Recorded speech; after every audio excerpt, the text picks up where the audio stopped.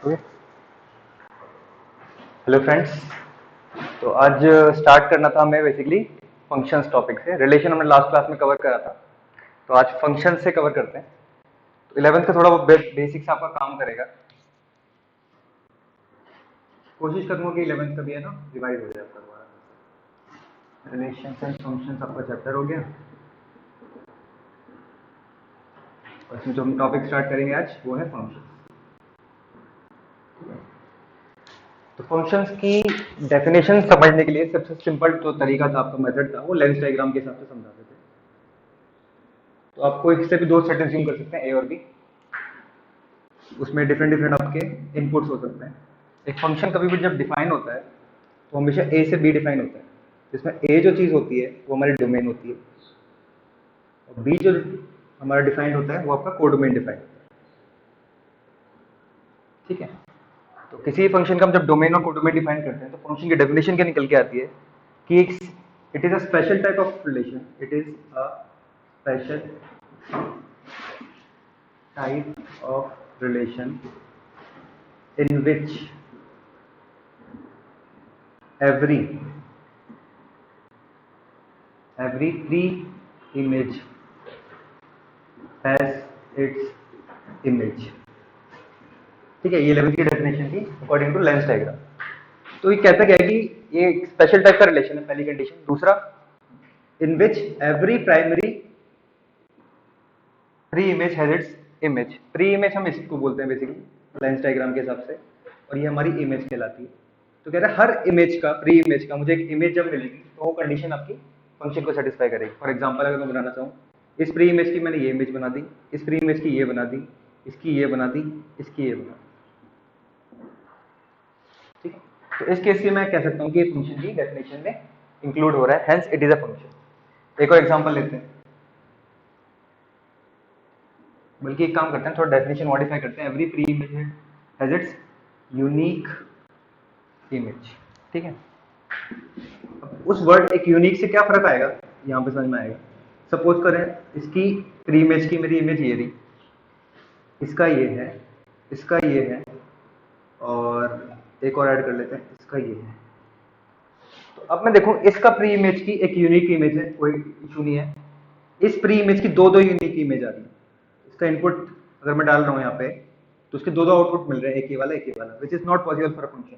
एक फंक्शन का एक प्री इमेज के सिर्फ एक ही इमेज हो सकती है, इसलिए ये एक फंक्शन की कैटेगरी में है। एक केस और लेते हैं।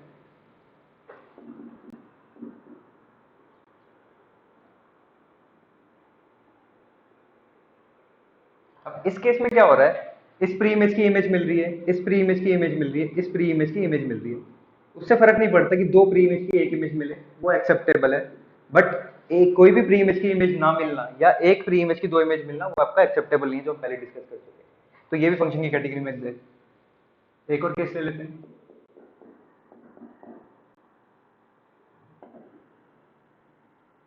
अब इस केस में क्या है, इसकी प्री इमेज की इमेज है, इस प्री इमेज की इमेज है, इस प्री इमेज की इमेज है, और इसकी भी इमेज है। लेकिन एक प्रॉब्लम यहाँ पे क्या आ रही है, ये आपका खाली छूट है। बेसिकली आपको कोई इमेज, प्री इमेज नहीं मिल रही है इस इमेज की कॉरेस्पॉन्डिंग इमेज से। ये एक्सेप्टेबल है, उसको कोई फर्क नहीं पड़ता। उसकी डेफिनेशन के अकॉर्डिंगली सिर्फ एक कंडीशन सेटिस्फाई होनी चाहिए, क्या? हर प्री इमेज की इमेज मिलनी चाहिए। उसने ये नहीं बोला हर इमेज की प्री इमेज होनी चाहिए, उसने सिंपल बोला है कि हर प्री इमेज की इमेज मिलनी चाहिए। वो आपको कंडीशन सेटिस्फाई हुई, आपने बोल दिया फंक्शन है, वहां से फर्क नहीं पड़ेगा। एक केस और ले लेते हैं।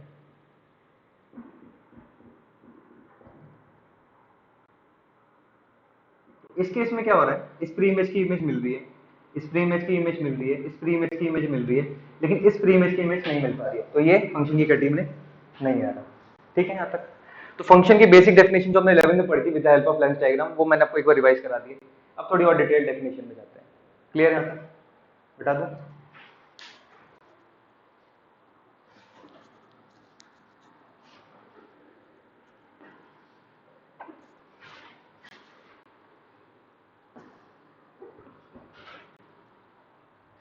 तो अब तक हमने फंक्शन की बेसिक डेफिनेशन पढ़ ली है। फंक्शन की रिप्रेजेंटेशन इस टाइप से होती है, मैंने बताया था अभी।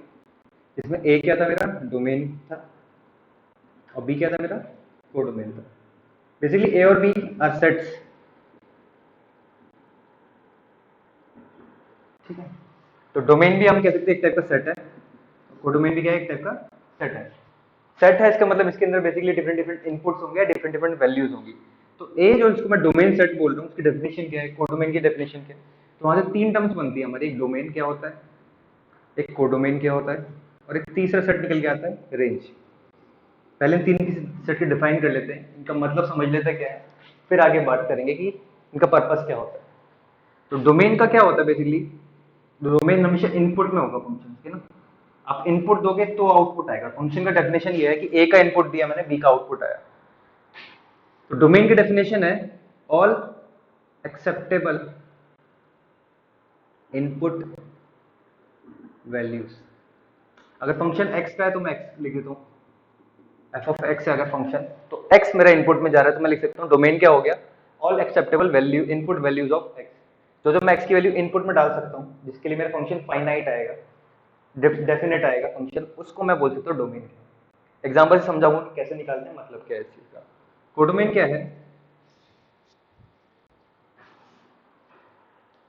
कोडोमेन क्या है, all possible outcomes of F of x. जब मैं एक्स की डिफरेंट डिफरेंट इनपुट वैल्यूज डालता हूँ, जो जो पॉसिबल वैल्यूज आ सकती हैं, जो मैं रेंज रख सकता हूँ उसका, मैं सोचूंगा कि अगर मेरा नंबर लाइन ये है 0 इंफिनिटी माइनस इंफिनिटी, मैंने बोला यार कि अगर मेरे पास जो आउटपुट है मुझे -1 से लेके 4 तक चाहिए, तो मैं अगर स्पेसिफाई कर देता हूँ कि भाई मुझे आउटपुट फंक्शन का इसके बीच में ही चाहिए, तो मेरा कोडोमेन हो गया। तो कोडोमेन क्या है, और possible outcome values of x, जिस डोमेन में, जिस फील्ड में, जिस रेंज में मैं अपना आउटपुट ढूंढ रहा हूँ, वो मेरा कोडोमेन हो गया। और रेंज क्या है, all actual outcome values of F x. Range क्या हो गया बेसिकली, जो हमारी वैल्यूज निकल के आ रही है। तो कोडोमेन था जिसमें हम ढूंढ सकते हैं जितना हमें मार्जिन दिया गया है, और रेंज क्या हो गया, एक्चुअल में जितनी वैल्यूज आ पा रही है उस रेंज में, जो भी उससे बाहर आएगा वो हमारे रेंज में इंक्लूडेड नहीं होगा। ठीक है, तो एक चीज यहाँ से क्लियर हो जानी चाहिए कि अगर आपका नंबर लाइन ये है, कोडोमेन सपोज करिए मैंने यहाँ से यहाँ तक लिमिट दी, तो जो मेरा रेंज होगी फंक्शन का वो उसके बीच में ही होगा, इतना क्लियर होना चाहिए। क्योंकि जब उसने मुझे मार्जिन इतना का दिया कि इतने में ही आपको आंसर ढूंढना है, तो मेरा रेंज उससे ज्यादा हो ही नहीं सकता। तो मैं ये हमेशा लिख सकता हूँ कि रेंज हमेशा छोटा होगा कोडोमेन से, या ज्यादा से ज्यादा बराबर हो सकता है, विच इज क्लियर। तो range is always a subset of, range is always a subset of codomain. ये सब हमने 11th में पढ़ रखा है, सब रिवाइज हो रहा है। यहाँ तक क्लियर, बता सकता हूँ।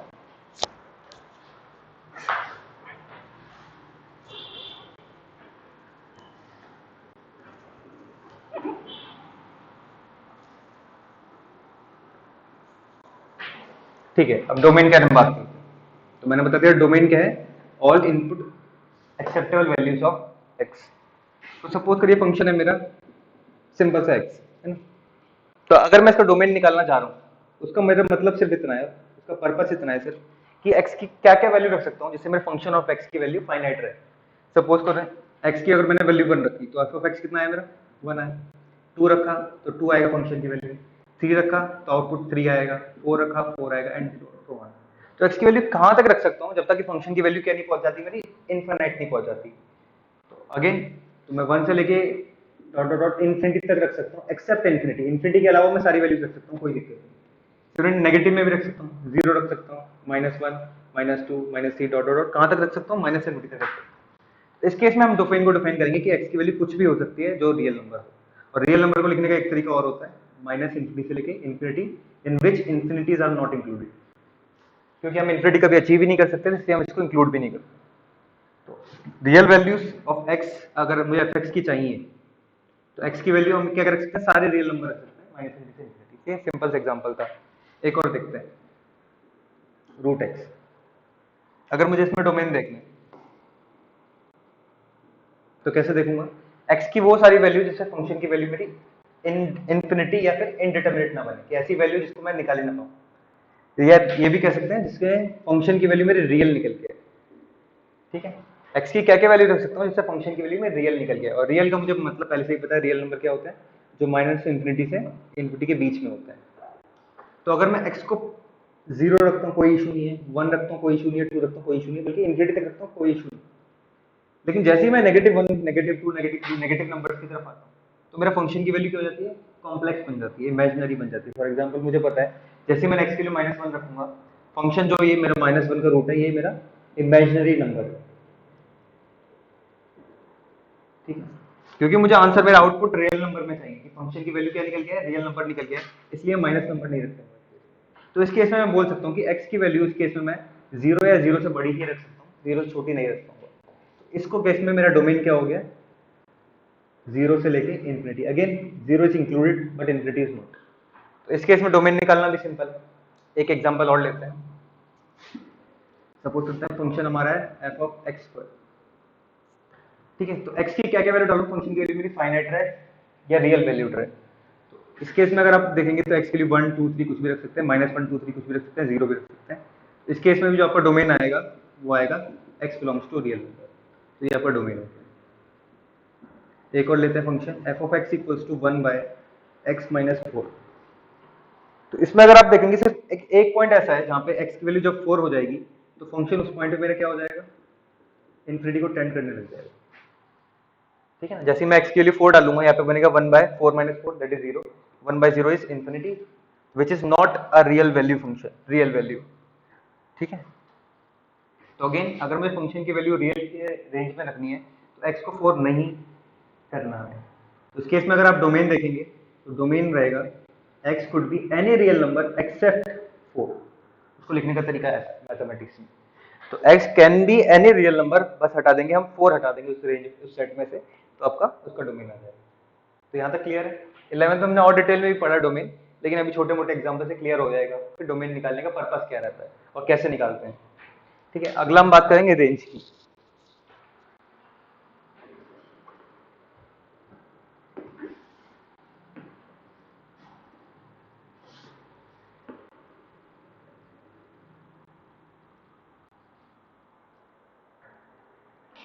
ठीक है, रेंज क्या था हमारा, all output values of fx। Basically जब मैं fx में x का इनपुट करता हूँ, कौन सा वाला x इनपुट, जो कि मेरे डोमेन के अंदर से उठा के डाला है।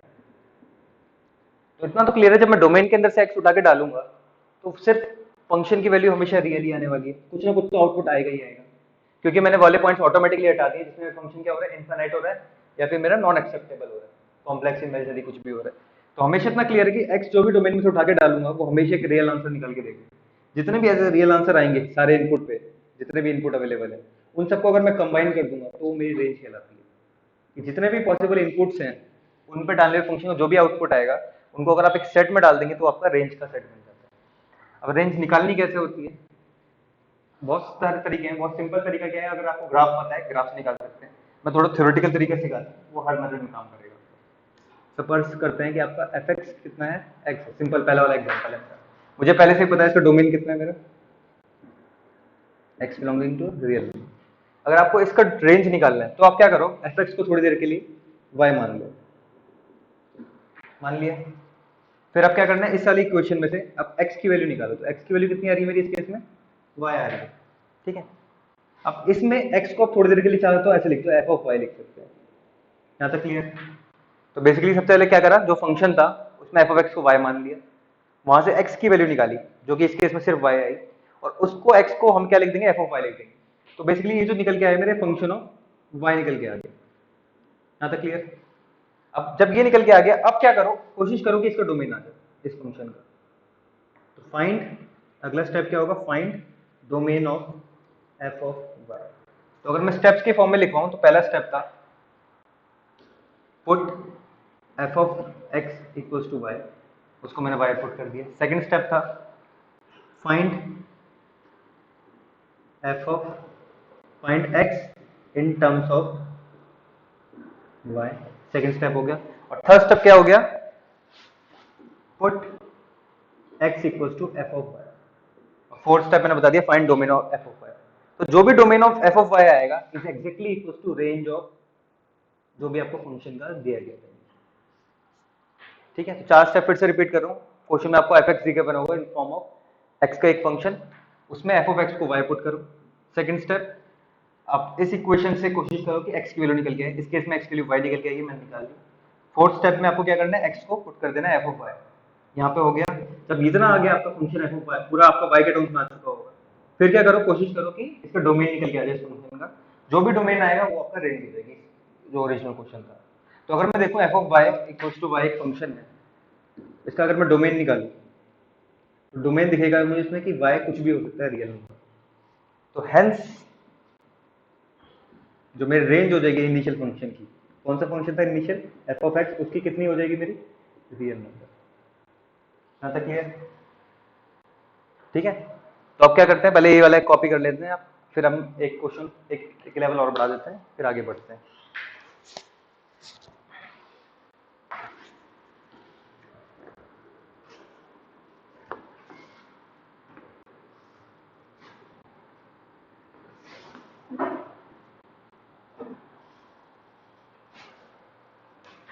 ठीक है, एक क्वेश्चन और लेते हैं, F of x equals to 1 by X minus 4। मैंने ये वाला भी लिया था, भी ट्राई करा था।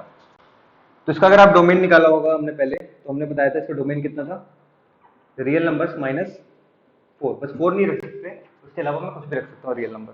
तो डोमेन आपका आ गया। अगला स्टेप, अगर मुझे इसका रेंज निकालनी है, तो पहला स्टेप, एफ ऑफ एक्स को मैंने वाई मान लिया, इस इक्वेशन से मैंने एक्स की वैल्यू निकालने की कोशिश करी, तो पहले मैं क्रॉस मल्टीप्लाई करा, तो वहां से एक्स की वैल्यू कितनी निकल के आई, 1 बाय वाई प्लस 4। अगर मैं इन शॉर्ट इसको सिंप्लीफाई कर लूँ तो 1 प्लस 4 वाई बाय 4। मतलब क्लियर? नेक्स्ट स्टेप था हमारा, एक्स को हम पुट कर देंगे F of Y, 1 plus 4 Y by Y. अगला स्टेप, इसका डोमेन निकालना है फंक्शन। डोमेन निकालने के लिए क्या हम सोचना होता है कि ऐसी वैल्यूज जिसपे मेरा फंक्शन इनफाइनाइट ना हो। तो दिख रहा है सिर्फ एक ही जगह ऐसा इनफाइनाइट बन सकता है, जब मेरा y कितना हो जाए, 0। तो इसका मतलब y can not be equal to 0, उसके अलावा कुछ भी हो सकता है। Hence we can see that domain कितना है इसका, रियल नंबर, बस 0 मत डालना। ठीक है, तो यहां से मेरा जो इसका डोमेन आया वही चीज क्या हो गया, मेरा रेंज हो गई किसकी, ऑफ एफ एक्स। इस क्वेश्चन में जो डोमेन आया था मेरा, तो अगर कोई मुझसे रेंज पूछता तो कितना आया, रियल नंबर माइनस। यहाँ तक क्लियर? ये सेकंड एग्जांपल हो गया, एक और बढ़ लेते हैं आगे।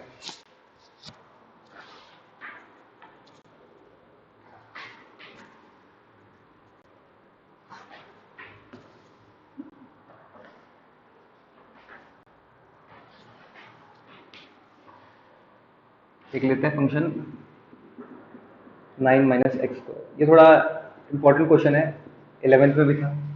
ठीक है, तो उसको फिर से रिवाइज कर लेते हैं एक बार। इसका अगर मुझे डोमेन निकालना है, डोमेन के लिए कंडीशन क्या है कि ये मेरा वैल्यू फाइनाइट रहनी चाहिए। जो फंक्शन ऑफ एक्स है उसमें एक्स की वैल्यू ऐसी ऐसी डालो जिसे फंक्शन मेरा फाइनाइट रहे, इनफाइनाइट ना बने, या फिर रियल वैल्यू रहे। तो अगेन उसको रियल रहने के लिए रूट के अंदर मुझे पता है कभी नेगेटिव नहीं आ सकता। जैसे ही नेगेटिव आएगा मेरा इमेजिनरी बन जाएगा, रियल वैल्यू नहीं रहेगा। तो मैं कोशिश करूंगा कि जो अंदर वाली चीज है वो हमेशा क्या रहे, पॉजिटिव रहे। तो एक्स की वैल्यू मैं हमेशा ऐसी डालूंगा कि सच दैट ये मेरा क्या रहा है, हमेशा पॉजिटिव है। अब इस इनइक्वालिटी को सॉल्व करने के लिए पहले मैंने इसको दूसरी तरफ ले आके इस फॉर्म में लिया है। ठीक है, एक्स स्क्वायर को उधर लेके पॉजिटिव हो गया, 9 उधर गया, -9 आ गया, इनइक्वालिटी वैसी है अभी भी। ठीक है, फिर इसके फैक्टर्स बनाए मैंने, x माइनस 3, x प्लस 3, फिर एक नंबर लाइन प्लॉट करा था मैंने, -3 प्लस 3 माइनस इन्फिनिटी इन्फिनिटी। तो 3 इंटरवल्स बन के आए थे आपके पास। पहला इंटरवल था आपका माइनस इन्फिनिटी से लेके -3। अगेन ये साइन हमेशा, इन्फिनिटी का साइन हमेशा ओपन रहेगा, और ये क्लोज कौन सेट करेगा कि क्लोज है, इंक्लूड -3 इंक्लूडेड है या नहीं है, ये वाला साइन। अगर इक्वल टू इज एक्सेप्टेबल तो आप -3 को ले सकते हो। अगर इक्वल टू 0 नहीं होता तो मैं इसको ओपन ब्रैकेट रखूंगा। इस केस में क्योंकि इक्वल टू 0 है तो मैं इसको भी -3 का क्लोज ब्रैकेट रखूंगा। दूसरा इंटरवल मेरा कौन सा आएगा, -3 से 3, ये भी दोनों क्लोज रहेंगे। 3 से इन्फिनिटी, वो मेरा तीसरा इंटरवल हो गया, इन्फिनिटी पे ओपन रहेगा और 3 पे क्या रहेगा आपका, क्लोज रहेगा।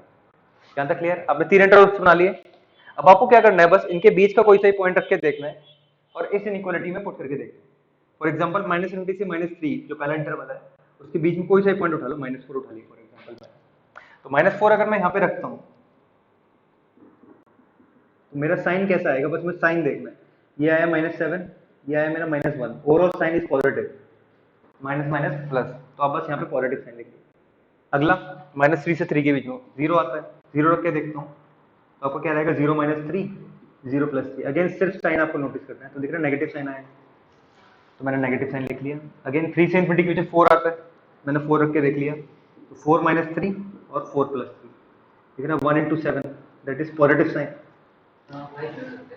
हाँ बिल्कुल रख सकते हैं आप, इस इंटरवल में आप कोई भी रख सकते हैं, 3 से इन्फिनिटी के बीच में कितने भी इनफिनिट नंबर्स आते हैं आप कोई सा ही पॉइंट रख के देख सकते हैं, साइन से कोई फर्क नहीं पड़ेगा, साइन एक जैसे ही रहेगा पूरे इंटरवल में। तो हमारे मुझे पता लगा इस इंटरवल में पॉजिटिव साइन आया, इसमें नेगेटिव आया, इसमें पॉजिटिव आया। अब सिर्फ मुझे देखना क्या है, इनइक्वालिटी किस टाइप की थी, मुझे कौन सी वैल्यू चाहिए थी जिसमें ये आंसर मेरा क्या रहेगा, नेगेटिव आएगा। उसने बोला था कि एक्स की ऐसी वैल्यू ढूंढो जिससे कि ओवरऑल ये चीज क्या रहे आपकी, लेस देन जीरो रहे या इक्वल टू जीरो। तो वो मुझे सिर्फ किस केस में मिल रहा है, इस केस में मिल रहा है। इसका मतलब एक्स की वैल्यूज कहां से कहां तक जाएंगी, -3 से लेके 3, ये मेरा हो गया डोमेन। ठीक है, तो इन वैल्यूज पे ये फंक्शन मेरा क्या रहेगा, रियल वैल्यूड रहेगा। यहां तक क्लियर है, ये डोमेन निकालिए, ये ऑल एक्सेप्टेबल इनपुट वैल्यू है। अब उसका नेक्स्ट लेवल आता है रेंज निकालना। तो रेंज निकालने के लिए वही प्रोसीजर है, बस एक चीज ध्यान रखनी है कि एफ एक्स जो है मेरा फंक्शन, जो इनिशियल फंक्शन है वो square root function. Square root function क्या होता है, तो स्क्वायर रूट फंक्शन हम इसे कहते हैं जो इस टाइप के होते हैं। इनकी खासियत क्या होती है, इनकी प्रॉपर्टी क्या होती है कि दे आर ऑलवेज पॉजिटिव। इसको समझाने के लिए और एग्जांपल ले सकते हैं। अगर मेरे पास लिखा है x इक्वल टू रूट 9, तो इसका आंसर कितना आएगा, इसका सोल्यूशन सिर्फ एक आता है +3। लेकिन अगर यहीं पे मेरे पास लिखा होता है x स्क्वायर इक्वल टू 9, तो इसके दो आंसर्स आते हैं मेरे पास, प्लस और -3। तो इसमें और इसमें ज्यादा फर्क नहीं है अगर आप सोचो तो, क्योंकि आप इसका स्क्वायर रूट करोगे तो दोनों तरफ यही आएगा। तो बस वही डिफरेंस आ जाता है, जब भी हम स्क्वायर रूट फंक्शन अप्लाई करते हैं तो वो सिर्फ पॉजिटिव आंसर निकाल के देता है। एक लॉजिक से और समझ सकते हैं अगर यही पॉइंट आपको फिर से समझना हो तो, कि इसका सिर्फ एक सोल्यूशन क्यों है, इसके दो सोल्यूशन क्यों है, क्योंकि ये क्वाड्रेटिक इक्वेशन है। Quadratic equation is self explanatory कि इसके दो रूट्स निकल के आने वाले हैं, और ये एक लीनियर इक्वेशन है, x की पावर 1 है, तो इसका सिर्फ एक ही रूट आना चाहिए, तो वो एक ही रूट आता है, और वो कौन सा होता है, पॉजिटिव, क्योंकि स्क्वायर रूट फंक्शन लिमिट कर देता है हमारे नेगेटिव वैल्यूज को। वो बोलता है सिर्फ पॉजिटिव आपका वैल्यू आउटपुट निकल के आएगा। तो बस मैं वापस क्वेश्चन पे आता हूँ। तो याद एक चीज हमें ध्यान रखनी है कि जो मेरा ये फंक्शन है जिसका मैं रेंज निकालने वाला हूँ अभी, वो एक स्क्वायर रूट फंक्शन है। इसका मतलब क्या है, मुझे पहले से दिमाग में क्लियर है कि जो भी इसका आउटपुट आएगा, आउटपुट का मतलब रेंज जो भी आएगी वो हमेशा क्या होगी, पॉजिटिव होगी। ठीक है, ये मुझे पहले से दिमाग में रखना है। तो जो भी आंसर आएगा मुझे क्रॉस चेक करना है कि पॉजिटिव आ रहा है नहीं आ रहा है, और बाय चांस नेगेटिव आया थोड़ा बहुत पोर्शन, उसको हटा दूंगा, क्योंकि मुझे पता है कि इसका आउटपुट हमेशा मैं पॉजिटिव ही लूँ। वापस क्वेश्चन पे आते हैं। फंक्शन को क्या मान लिया मैंने, √9 - x²। पहला स्टेप फंक्शन को y माना। दूसरा स्टेप क्या था कि इसमें से x की वैल्यू निकालनी है, तो स्क्वायरिंग बोथ साइड्स, कोशिश करूंगा x की वैल्यू निकालने का। x² इधर ले गया, y को इधर लेके गया, तो x की वैल्यू कितनी निकल गई मेरी यहाँ से, 9 - y² का अंडर रूट। अब इसका मुझे क्या निकालना है, ये मेरा इसका x को मैं पुट कर सकता हूँ अगेन f(y), और इसका फिर मुझे क्या निकालना है, डोमेन निकाल। तो दिख रहा है ये फंक्शन और ये फंक्शन एग्जैक्टली सेम। इसका डोमेन निकालने का मैंने तरीका आपको समझाया था, कितना आया था वहां से डोमेन इसका, -3 से 3। तो अल्टीमेटली इसका डोमेन भी कितना आएगा, -3 से 3। देखिए ना, फंक्शन एक्जैक्टली सेम है, ये वाला और ये वाला, बस ये y के टर्म्स में, वो किसके टर्म्स में, x के टर्म्स में, मुझसे कोई फर्क नहीं पड़ेगा, सोल्यूशन एक ही रहेगा। तो इसका डोमेन भी कितना आएगा, -3 से 3। तो यही क्या होगा, मेरा रेंज होगा किसका, fx का, जो मेरा इनिशियल क्वेश्चन था। बस एक दिक्कत क्या आ रही है, इसने रेंज ऐसा दिया है, ये 0, ये -3 और ये 3, और मुझे पहले से पता था मेरा रेंज हमेशा क्या रहेगा, पॉजिटिव, क्योंकि वो स्क्वायर रूट फंक्शन था। इसका मतलब मुझे नेगेटिव वैल्यूज को हटाना पड़ेगा। अब मैं रेंज लिख सकता हूँ अपनी, कितनी है, 0 से 3। यहाँ तक क्लियर। ठीक है, फिर से रिपीट कर देता हूँ। तो डोमेन निकालने का तरीका हमने देख ली क्वाड्रेटिक इक्वेशंस के लिए, क्वाड्रेटिक इनइक्वालिटीज के लिए बेसिकली। तो सब क्या बनाएंगे, फैक्टर्स बना के नंबर लाइन प्लॉट करेंगे, डिफरेंट इंटरवल्स बनाएंगे, वैल्यूज डालेंगे, उसके बाद फिर क्या करेंगे, साइन देखेंगे, जो भी मेरा साइन एक्सेप्टेबल होगा मुझे, अगर मुझे इस केस में नेगेटिव साइन चाहिए तो मैं नेगेटिव वाली वैल्यूज रखूंगा, पॉजिटिव को रिजेक्ट कर दूंगा। अगर पॉजिटिव होता तो मेरे पास दो इंटरवल्स होते, ये भी वैल्यूज एक्सेप्टेबल थी और ये वाली वैल्यूज भी एक्सेप्टेबल थी। ठीक है, तो वहां से मैं अपना डोमेन निकाल लूंगा। रेंज निकालने का प्रोसीजर वही है, एफ एक्स को वाई मान लो, एक्स की वैल्यू निकालो, एक्स को फिर एफ ऑफ वाई मान लो, और एफ ऑफ वाई का फिर से डोमेन निकालो। ठीक है, जो भी डोमेन आएगा वो मेरे रेंज है। ठीक है, यहाँ तक कॉपी कर देना।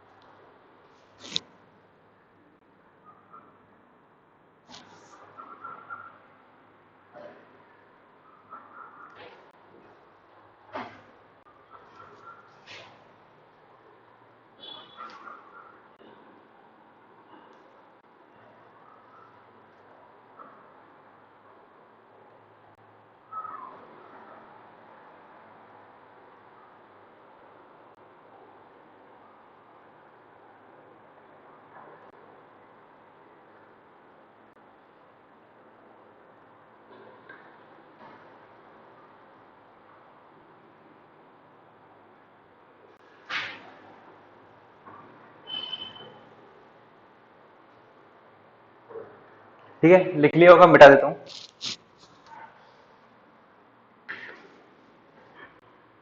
तो अब तक हमने रेंज निकालना सीख लिया और डोमेन निकालना सीख लिया। वही आपका सबसे इंपॉर्टेंट काम था जो हमने 11th में भी सीखा था, और अब तक वो रिवाइज हो चुका है।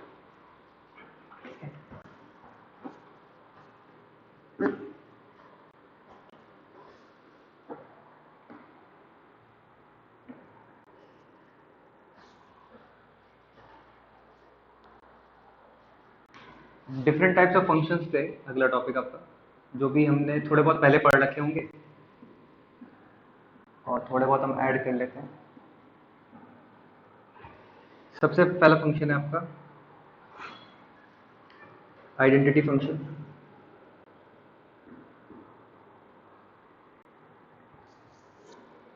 F of x equals to x. ठीक है, इसका ग्राफ मुझे ऑलरेडी बनाना आता है। इसका मैंने अभी डोमेन भी निकाल के देखा था, कितना आया था, रियल नंबर, और रेंज भी कितना आया था मेरी इसकी, रियल नंबर। ठीक है, अब ग्राफ क्यों बनाना सीखते हैं, क्योंकि ग्राफ से ये चीज निकालना, डोमेन और रेंज निकालना और भी कंपेरेटिवली आसान हो जाता है। कैसे होता है देखते हैं। डोमेन एक्चुअल में है क्या, एक्स की वैल्यू है जो फंक्शन ले सकते हैं, और रेंज क्या है, आउटपुट है। आउटपुट कौन देता है, एफ ऑफ एक्स, और एफ ऑफ एक्स को हम कहाँ पे प्लॉट करते हैं, वाई पे, किसी फंक्शन के लिए। तो बेसिकली यहाँ पे मैं एक्स प्लॉट करता हूँ, और यहाँ पे मैं क्या प्लॉट करता हूँ, y, that is equal to f of x. तो अगेन फिर से रिपीट कर रहा हूँ, डोमेन क्या है हमारा, एक्स की वैल्यूज है, और रेंज क्या है मेरा, वाई की वैल्यूज है। तो अगर मैं ग्राफ से देख के एक्स की वैल्यूज बता सकता हूँ कि एक्स कहाँ से कहाँ जा रहा है, तो वो मेरा डोमेन निकाल के दे देता है। अगर मैं ग्राफ देख के बता पा रहा हूँ कि मेरा वाई कहाँ से कहाँ तक जा रहा है, तो वो मेरा रेंज निकाल के देता है। फॉर एग्जाम्पल अगर इस केस में आपको ग्राफ दिखाई दे रहा हो, तो ग्राफ मेरा इस टाइप का है कुछ,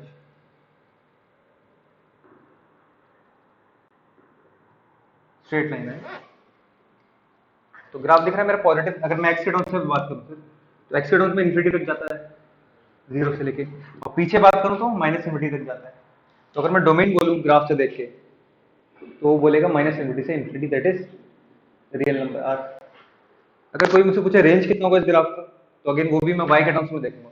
तो वाई के टर्म्स में ग्राफ मेरा इन्फिनिटी तक जा रहा है ऊपर, और नीचे की तरफ देखो तो नीचे नेगेटिव इन्फिनिटी तक जा रहा है।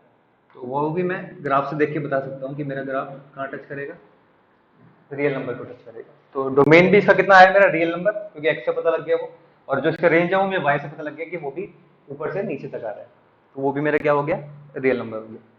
ठीक है, पहला फंक्शन क्लियर है। सेकंड फंक्शन पे आते हैं।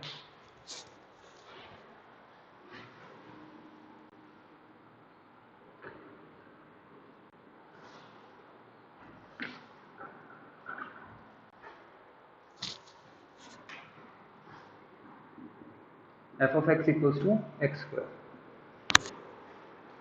इसका ग्राफ अगर याद हो तो पैराबोलिक ग्राफ था जो हमने 11th में पढ़ा था। यहाँ पे एक्स आ गया और यहाँ पे मेरा एफ एक्स आ गया। ठीक है, तो अगर मैं इस ग्राफ में डोमेन देखूँ सिर्फ, without any calculation, theoretical calculation, मैं सिर्फ ग्राफ से पता लगाना चाहूँ इसका डोमेन कितना होगा, तो डोमेन होता है एक्स की वैल्यूज कहाँ का फंक्शन कहाँ तक दिख रहा होगा। तो एक्स में दिख रहा है फंक्शन कहाँ तक जाएगा, नेगेटिव इन्फिनिटी से, और पॉजिटिव में कहाँ तक जाएगा, एक्स में दिख रहा है इन्फिनिटी तक जाएगा। तो एक्स में डोमेन तो मैं डायरेक्ट कह सकता हूँ कि माइनस इन्फिनिटी से लेकर इन्फिनिटी तक फैला हुआ है। इन शॉर्ट डोमेन इसका कितना हो गया, रियल नंबर। अब रेंज क्या है हम बात करते हैं। तो रेंज होता है वाई में फंक्शन कहाँ से कहाँ बिखरा हुआ है। तो वाई में अगर मैं देखूँ उसकी मिनिमम वैल्यू वाई में जो आ रही है वो जीरो है, और मैक्सिमम वैल्यू कहाँ तक जा रही है इसकी, इन्फिनिटी तक। और एक चीज ध्यान देने वाली क्या बात है, इसकी नेगेटिव वैल्यू कभी नहीं आएगी भाई, नीचे की साइड कभी आ ही नहीं रहा ग्राफ आप। इसका मतलब रेंज इसकी कहाँ से कहाँ तक है, हमेशा जीरो से लेके पॉजिटिव इन्फिनिटी। क्लियर। इसको हम एक लिखने का तरीका और होता है, R positive, positive real number. ये क्लियर है। इसको हम चाहे तो थ्योरेटिकली प्रूव भी कर सकते हैं, इसका डोमेन ये रहेगा, रेंज रेंज भी यही रहेगी। ग्राफ से निकालना कंपैरेटिवली आसान हो जाता है। ठीक है, तीसरे फंक्शन पे आते हैं।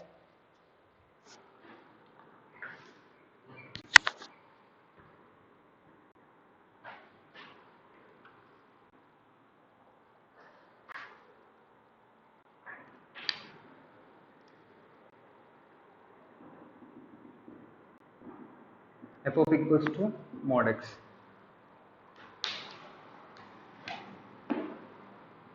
सो ग्राफ अगर याद हो तो ऐसा आता है, वी शेप का आता है।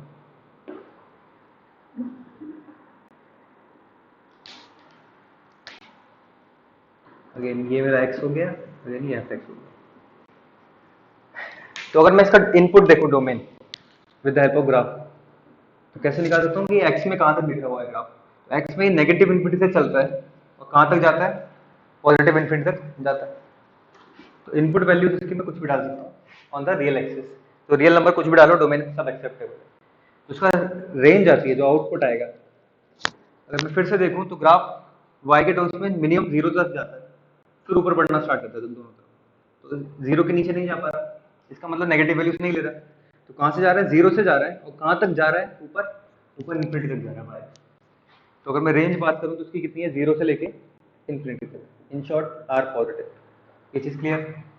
तो आपको डोमेन रेंज निकालना आ गया मॉडुलस फंक्शन का भी। ठीक है। फोर्थ टाइप के फंक्शन पे आते हैं।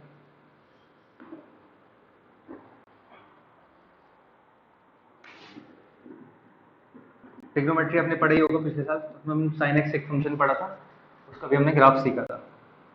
तो उसका ग्राफ कैसा आता है,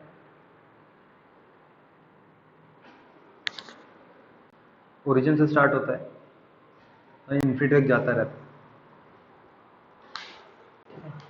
अगेन ये जो मैक्सिमम वैल्यू होती है साइन एक्स की, वो कितनी होती है, पॉजिटिव 1, और जो मिनिमम वैल्यू टच करता है वो कितनी टच करता है, -1।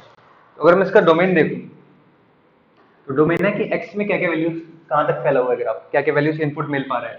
तो दिख रहा है ये मेरा ग्राफ कहाँ तक, इन्फिनिटी तक जाता है, नेगेटिव इन्फिनिटी, और ऐसे बढ़ता बढ़ता बढ़ता कहाँ तक जाता है, पॉजिटिव इन्फिनिटी तक जाता है। तो for function sin x function, domain can be written as real number, all the real values can be taken into input। और रेंज के लिए हम क्या ले सकते हैं कि फंक्शन y में कितना फैल रहा है। तो फाइव में फंक्शन हमेशा दिख रहा है मैक्सिमम 1 तक जा रहा है, उसके ऊपर जा ही नहीं पा रहा, और मिनिमम वैल्यू कहाँ तक आ रही है उसकी, -1, और इसके बीच में ऑसिलेट होता जा रहा है आपका फंक्शन। तो साइन एक्स जो फंक्शन होता है वो आपका पॉजिटिव 1 से -1 के बीच में ऑसिलेट होता रहता है। उसकी मैक्सिमम रेंज 1 होती है, और मिनिमम वैल्यू उसकी कितनी होती है, -1। तो हम रेंज कह सकते हैं -1 से 1 के बीच में रहती है। क्लियर है यहाँ तक, हटा दो।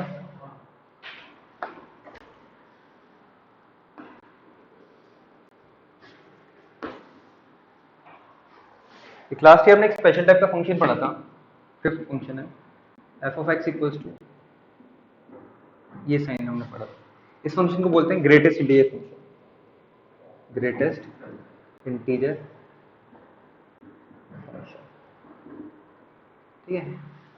इसका अगर ग्राफ याद हो, ठीक है समझा देता हूँ डेफिनेशन क्या है। ग्रेटेस्ट इंटीजर फंक्शन कैसे काम करता है पहले इसको समझ लेते हैं।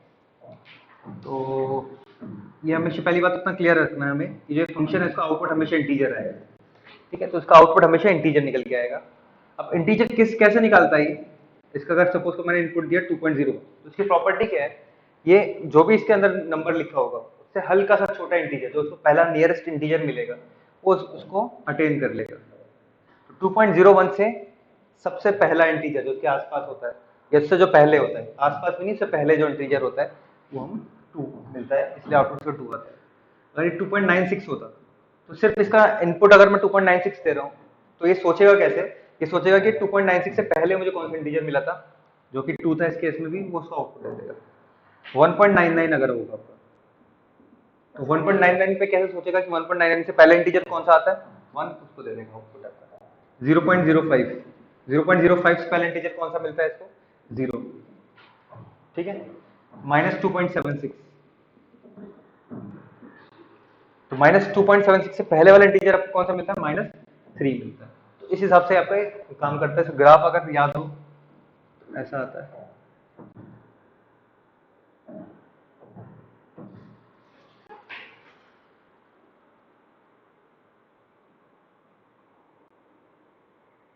पॉइंट आपका हो गया -1, -2, 1, 2, 3। ठीक है, इसको हम लेडर फंक्शन भी बोलते हैं, उसे ग्राफ की वजह से। तो ये लेडर सीढ़ियों के फॉर्म में आपका फंक्शन प्रोग्रेस होता रहता है। तो यहाँ तक हमें क्लियर हो गया ग्राफ बनाना आगे इस फंक्शन का। अब डोमेन और रेंज के बारे में बात करते हैं। और डोमेन क्या है, इनपुट में फंक्शन मेरा कहाँ से कहाँ तक जा रहा है, माइनस इन्फिनिटी से लेके पॉजिटिव इन्फिनिटी तक कैसे चलता रहा है, उसको कोई इशू नहीं है। तो इनपुट आप कुछ भी डालो, कोई दिक्कत नहीं है उसका। आउटपुट जो आ रहा है इसका, जो बेसिकली जो रेंज है, वाई में दिख रहा है सारी वैल्यूज नहीं आ पा रही है, दिख रहा है इतना क्लियर है कि फंक्शन मेरा नीचे से ऊपर तक जा रहा है, नेगेटिव इन्फिनिटी पॉजिटिव इन्फिनिटी जा रहा है, लेकिन कुछ स्टेप्स में जा रहा है, पहले इधर रहता है बस, फिर इधर डायरेक्ट जंप कर जाता है, इसके बीच की वैल्यूज नहीं आ पा रही है। तो अगर ये मेरा -1 था, ये -2 था, ये -3 था, तो अगर मैं पूछूं -2.76 कभी आएगा, कभी नहीं आएगा, -1.5 कभी आएगा, कभी नहीं आएगा। तो बेसिकली कर क्या रहा है ये, -3 फिर डायरेक्ट -2 पे जंप मारता है, फिर -1 पे जंप मारता है, फिर 0 पे, फिर 1 पे, फिर 2 पे। तो कुछ अगर पॉइंट में सिमिलरिटी दिखाई दे रही हो तो पहले ये लेता है -3, -2, -1, 0, 1, 2, 3।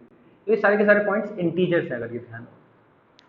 तो जो इसका रेंज होती है वो सिर्फ क्या आती है, आई के फॉर्म में आती है, बेसिकली इंटीजर्स के फॉर्म में आती है।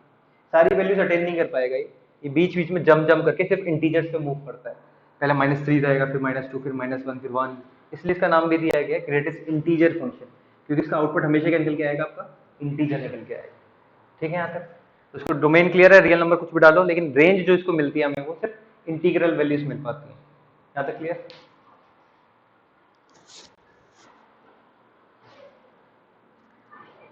ठीक है, मिटा देता हूँ।